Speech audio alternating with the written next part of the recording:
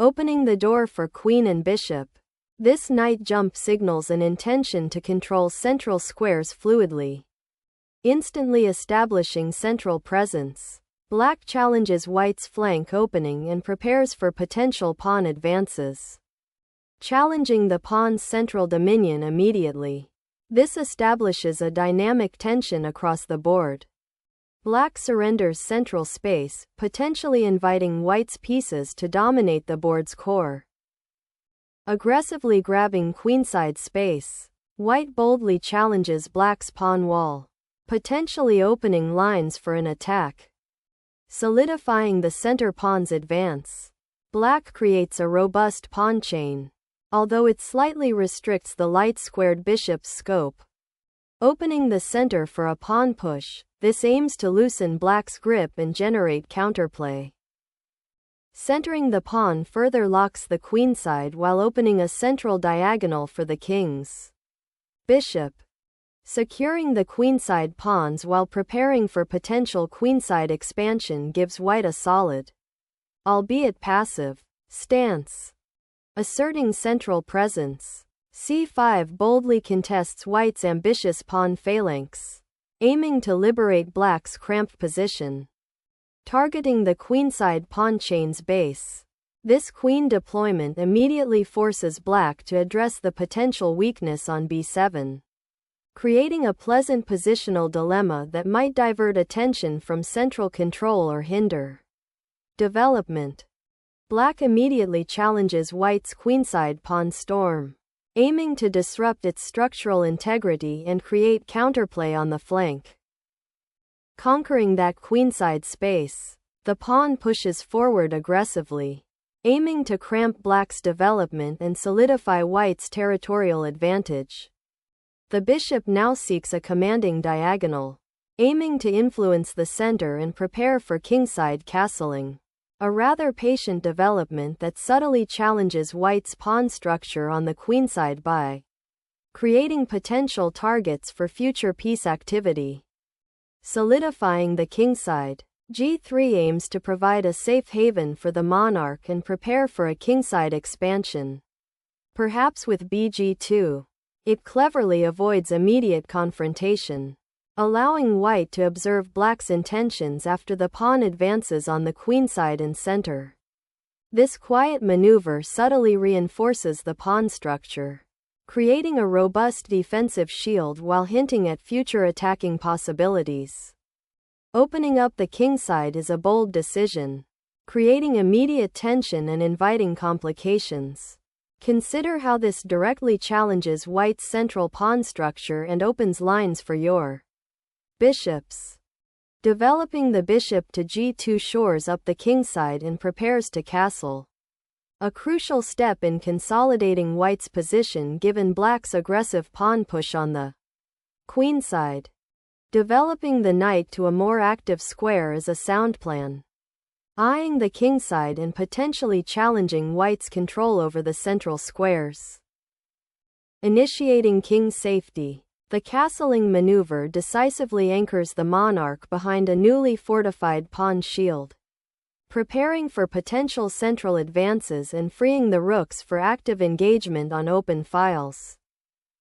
Solidifying the monarch's safety now grants you a reprieve, allowing you to survey the board's intricate pawn structure and contemplate how to deploy your pieces more effectively to counter white's ambitious queenside expansion. Unpinning the knight from the queen's influence opens up new avenues for piece activity, preparing to challenge black's central pawn structure and potentially creating attacking chances.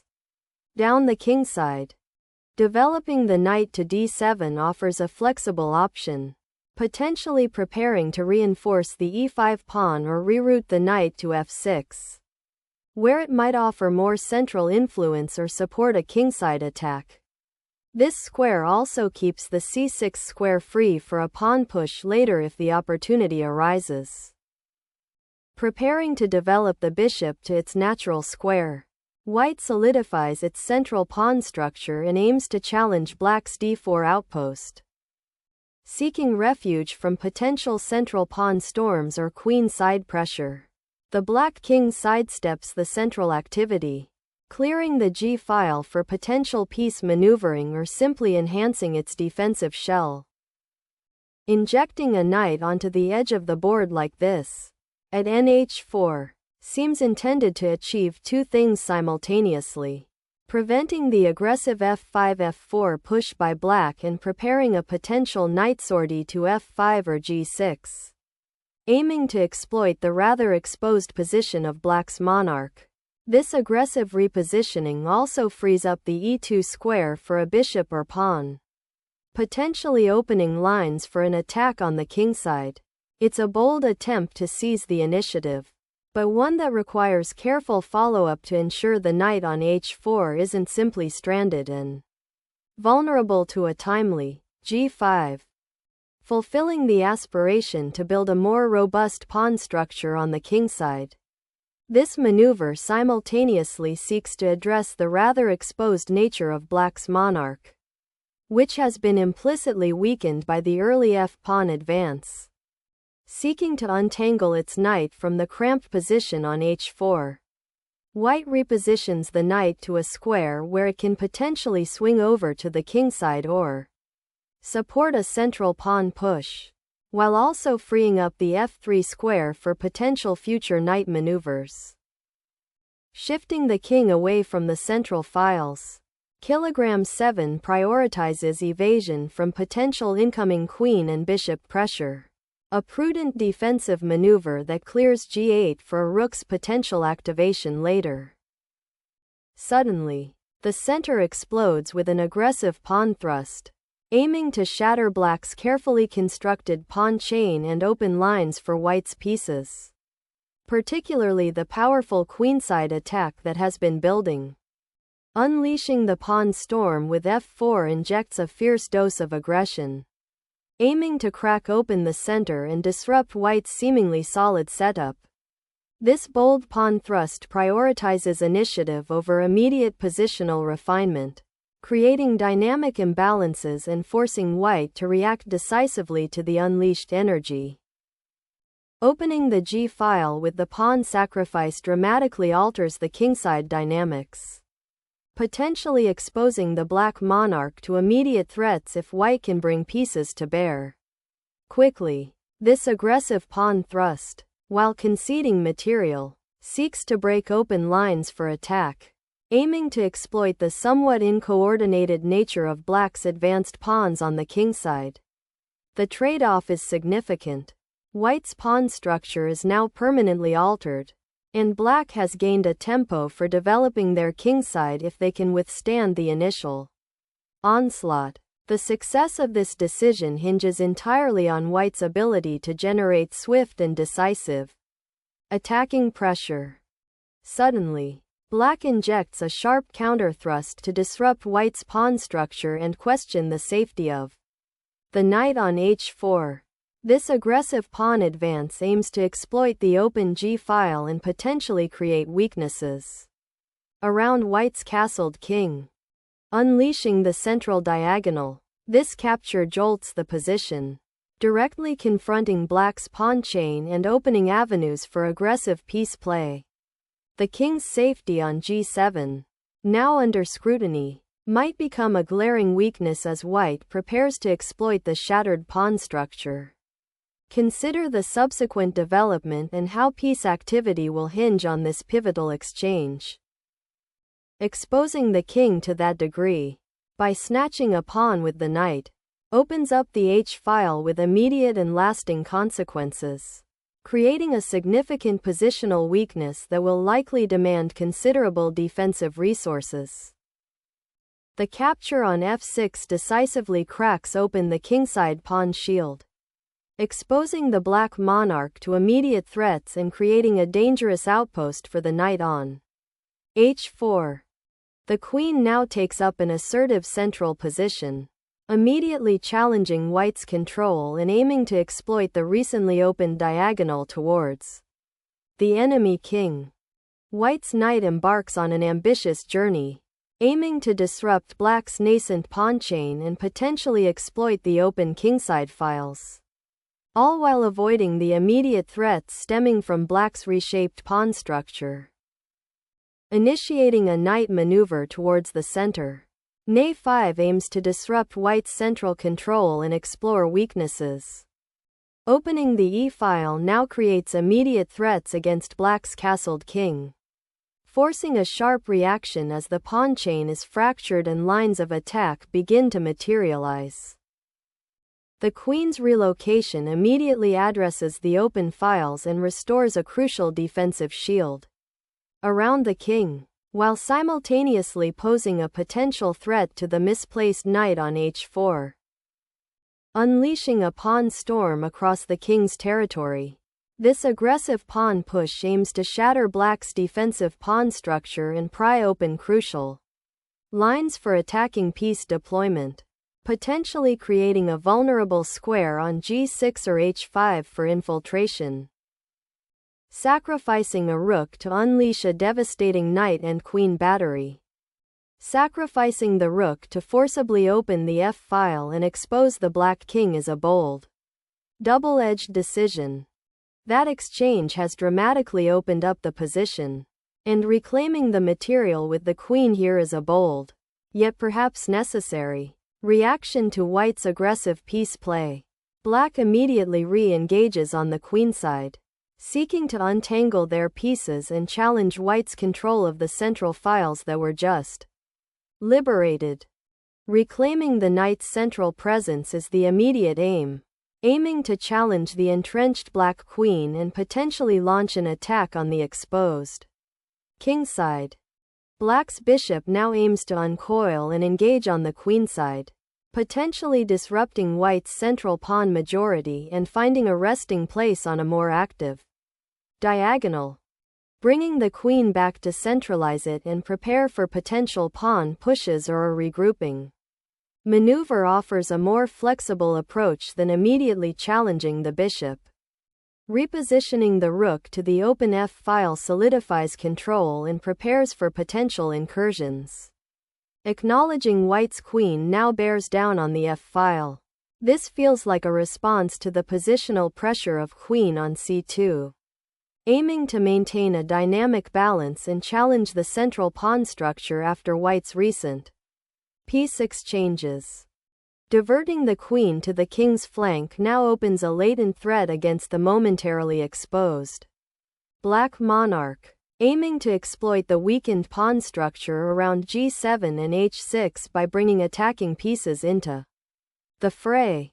Black liberates the queen, aiming to exploit the open files and create immediate threats against white's king, disrupting white's centralized control and seeking to activate dormant pieces. Reclaiming the initiative. White seeks to realign its pieces and perhaps prepare a maneuver to dislodge black's active queen from the central expanse. Reorganizing the bishop to its active diagonal offers a fresh attacking perspective, aiming to pressure white's weakened kingside structure and potentially create threats against the rook on f1. Unveiling the queen offers immediate material relief, simplifying a tense, complex position by removing a potent attacking piece and ushering in a new strategic phase where the remaining pieces will dictate the game's flow. The immediate aftermath of the queen exchange transforms the board into a stark landscape of pawns and limited attacking potential. Black's captured pawn now forms a solitary, isolated outpost on the h-file, a target that will demand constant defensive attention and may hinder the coordination of his remaining pieces. Gaining control of the newly opened h-file is now the primary objective, providing a direct avenue for the rook to infiltrate black's weakened kingside. Suddenly, black's pawn structure faces significant strain after the capture on g5. This advance on the kingside, while seemingly proactive, opens new lines of attack for white's pieces and further solidifies the g-file's control. Shifting the knight to h2 abandons the central pawn structure and aims for a subtle repositioning, perhaps to a future g4 advance or a retreat to f1 for support. but it leaves the kingside noticeably vulnerable to black's now dominant queen and rook battery. Sacrificing the bishop here opens up the kingside and creates an immediate threat to the now exposed white monarch. The king's exposed position now becomes a significant concern, inviting a more aggressive chase and potentially leading to a swift unraveling of black's defenses. Unleashing the rook to the second rank creates immediate pressure on white's king, exploiting the open file and the lingering weakness around the monarch from the earlier pawn exchange. Embracing the open files now is paramount.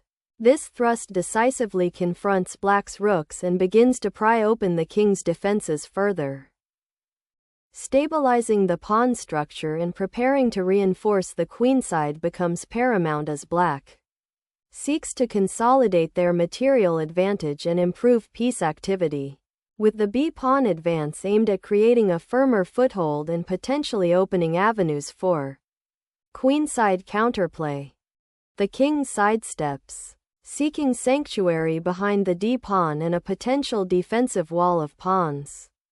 A prudent precaution given the exposed position following the recent exchanges. The rook embarks on a bold journey to d2, aiming to disrupt white's nascent pawn chain and potentially exploit the weak kingside structure. Opening a new diagonal for the bishop. This gambit sacrifices tempo for positional influence on the queenside. Sacrificing the bishop for pawn absorption offers a temporary material advantage, but it irrevocably weakens the kingside pawn structure, potentially creating targets for white's remaining pieces and opening up the kingside for a decisive assault. This powerful rook lift injects immediate life into white's dormant pieces, aiming to exploit the open file and pressure black's uncastled monarch. The black king embarks on a perilous journey, venturing deep into enemy territory in search of safety. Unleashing the pawn to create a passed threat, white immediately aims to disrupt black's king's safety and control the crucial sixth rank.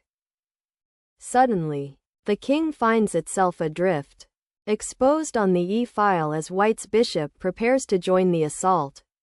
Black must urgently reinforce its monarch's defense before the queenside pawns crumble under sustained pressure. The rook's repositioning to e5 aims to exploit the compromised pawn structure and create threats against black's isolated king, potentially leading to a decisive attack through the open files. This advance aggressively bolsters black's central pawn majority, creating a formidable blockade and potentially opening aggressive avenues for the remaining pieces. Seizing the open file. This aggressive advance immediately targets black's overextended position and forces a decisive reaction, aiming to unravel their defenses and exploit the weakened pawn structure around the king. The pawn structure is quite unusual, and black's king is severely exposed, making an immediate attack crucial before white can consolidate. Unleashing a final rook sacrifice to shatter black's defenses. This move aims to create a mating net by forcing the king out into the open. The king ventures out from its shelter, seeking activity but presenting a tempting target for white's rooks. Sacrificing development for tempo now leaves the kingside exposed, inviting further penetration. Black's king, now exposed to the open files created by the earlier exchanges, offers itself as a sacrifice to gain material and try to disrupt white's newly formed pawn majority. The immediate consequence of kingside castling, the unleashed rook, and the subsequent pawn push leaves the monarch exposed, an easy target in the storm.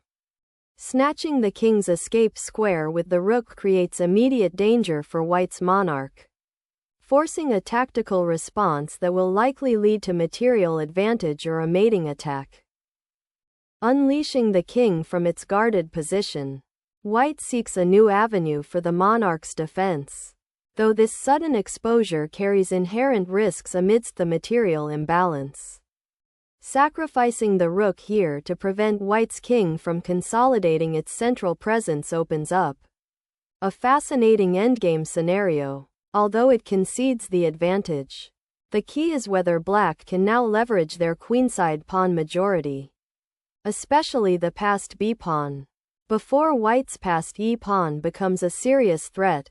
This defensive posture, while necessary, relinquishes the initiative and demands precise maneuvering to exploit any white missteps. The game has reached a decisive endgame where white, after a series of exchanges, simplifies into a position with a clear material advantage. The capture of the rook on f7 eliminates black's last active piece and secures white's path to promotion with the e-pawn, fundamentally altering the balance of power. A bold bid to reanimate the endgame by chasing the enemy king into a potentially exposed corner, hoping to create passed pawns from the chaos on the queenside. Focusing on centralizing the monarch, this maneuver aims to secure the king from further pawn advances and potentially activate it for defensive or offensive duties in the ensuing endgame. Unleashing a final, desperate challenge from the bishop. This audacious check disrupts the king's retreat and aims to capitalize on white's awkward pawn structure and exposed monarch, forcing a desperate defensive scramble. Confronting the relentless onslaught of black's kingside pawns, white chooses to retreat the monarch, attempting to consolidate its position in the face of encroaching danger and avoid further direct skirmishes. The pawn race is on, and this ambitious advance on the kingside, h3, aims to create a passed pawn, leveraging the exposed white king. However, it also opens up critical defensive lines for black and potentially isolates the pawn should white manage to stop its progress. This feels like a desperate gamble, trying to conjure complications rather than solidify position. A daring pawn push that opens up the king's escape route, seeking potential counterplay down the reopened queen's file. The bishop's repositioning to f3 aims to exploit the open g-file, aiming to disrupt white's pawn structure and potentially create mating threats if the king remains exposed. White retreats the monarch to the relative safety of the corner, a defensive maneuver to regroup after a series of tactical exchanges that have left both kings exposed and the board simplified into a tense endgame. The pawn on h2, now unburdened by the bishop's protection, stands as a lonely sentinel, poised to march forward and disrupt white's entire defensive setup, potentially leading to a decisive breakthrough or a forced pawn promotion that could alter the course of this endgame dramatically. The king tentatively steps into the path of danger, a desperate attempt to activate its defending capabilities amidst this unfolding endgame crisis. The promotion completes a remarkable comeback, transforming a seemingly precarious pawn position into a decisive advantage. A queen sacrifice is offered, aiming to unravel the opposing king's shelter and open paths for the remaining pawns. The king, now a target in the open, must navigate a perilous endgame, desperately seeking refuge while white's queen actively hunts for weaknesses. The white king, exposed and vulnerable on c2, now actively seeks a safe haven, a desperate gamble to escape the advancing queenside promotion threat and the looming checkmate. A last-ditch attempt to disrupt the inevitable. This check forces the opponent to react, temporarily halting their pawn's crowning progress. The king's flight path to b2, while seemingly a retreat, repositions the monarch to a more secure square, out of immediate reach of the opposing queen's relentless checks, initiating a defensive posture as the queen's up endgame looms. The queen's desperate lunge checks the king, a last-ditch attempt to stir up chaos in this endgame. But it's a tactical illusion. The white king, well supported by its pawn structure and soon-to-be-promoted queen, will easily sidestep this threat and cement victory. The king's journey to safety takes a cautious step, seeking refuge on the edge of the board while the queens remain locked in a perpetual dance of capture and check. Initiating a final, decisive mating net with the queen's sortie, aiming to corner the monarch and exploit the exposed dark squares. A desperate attempt to escape the mating net by fleeing to the queenside. Though the king's exposure on the open file makes this a futile gesture against the advancing queen. Black's bishop, after a long journey, finally settles on d1, aiming to disrupt white's king safety and potentially snag the rook on a1 if it ever moves. The pawn push on the edge of the board aims to prevent black's queen from achieving an even more commanding position, while simultaneously preparing for a potential queenside expansion with b5. Cutting off the escape and forcing the king into a mating net. This move seeks to capitalize on the opponent's exposed monarch. A desperate attempt to lure the black queen into a checking net. But it simply ushers her to a better square. This final queen sacrifice transforms the board into a beautiful geometric puzzle. A cascade of forcing checks dictated by the pawn's promotion. Embrace the inevitable checkmate dance. The king's desperate scramble across the board has been masterfully corralled, leaving it exposed to the relentless queen's advance. The queen's forceful check injects immediate, unavoidable drama into this endgame, exploiting the precariousness of the white king's position after the recent pawn promotion and subsequent exchanges. Unleashing a final pawn storm before the rook's potential march up the board. White aims to disrupt any semblance of coordination black's pieces might have hoped to achieve in this chaotic endgame. The relentless march of the bishop, now unleashed from its diagonal confinement, forces the white king into a perilous dance, its sanctuary shattered by this sudden diagonal invasion. The king scurries back to the relative safety of the b-file. A desperate attempt to evade the relentless queen checks. But the material deficit and exposed monarch paint a grim picture for white's chances. A final, desperate stab at creating a mating net with the queen, hoping to distract from the unavoidable checkmate. The king desperately seeks shelter on the queenside, hoping to evade the relentless diagonal assault.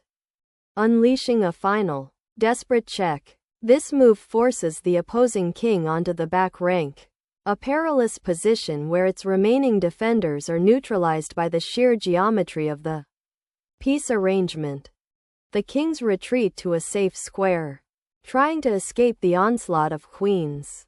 But it's a desperate measure in this chaotic endgame. Chasing that lonely king across the board, this check forces him into a precarious corner. But it also opens up a deadly discovered attack for the opponent's rook.